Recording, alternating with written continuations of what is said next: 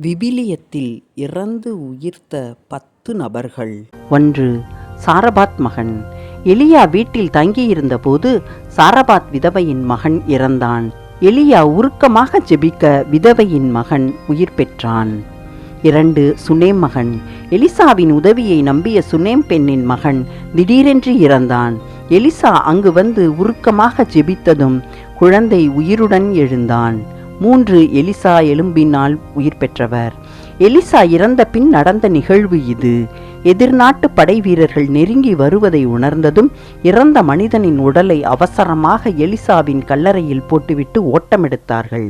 அப்பொழுது இறந்த மனிதனின் உடல் எலிசாவின் எலும்பை தொட்டதும் இறந்த மனிதன் உயிர்த்தெழுந்தான். 4. நயிம் விதவையின் மகன். தன் ஒரே மகனை இழந்த நயிம் ஊர் விதவை தாயை கண்டு இயேசு மனதுருகி, இளைஞனே எழுந்திரு என்றார். இறந்தவன் எழுந்து அமர்ந்து பேசத் தொடங்கினான். 5. யாயீரின் மகள். ஜெபக்கூட்ட தலைவனான யாயீரின் மகள் நோய்வாய்ப்பட்டு இறந்து போனார். இயேசு அச்சிறுமியின் கையை பிடித்து, பெண்ணே எழுந்திரு என்றதும் அச்சிறுமி உயிர் பெற்று எழுந்தாள்.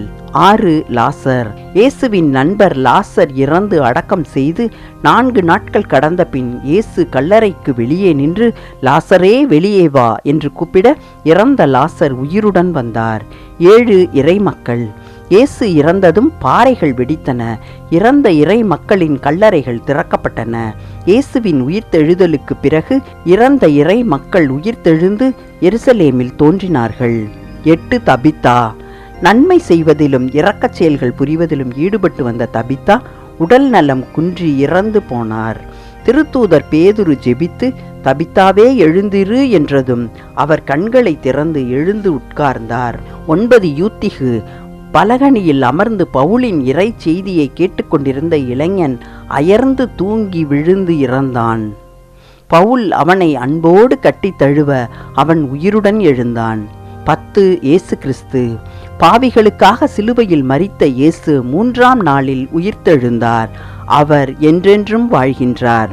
அன்புக்குரியவர்களே, இயேசுவின் உயிர்ப்புக்கும் மற்றவர்களின் உயிர்ப்புக்கும் உள்ள வேறுபாட்டை கமெண்ட் பாக்ஸில் தெரிவிக்கவும். நன்றி.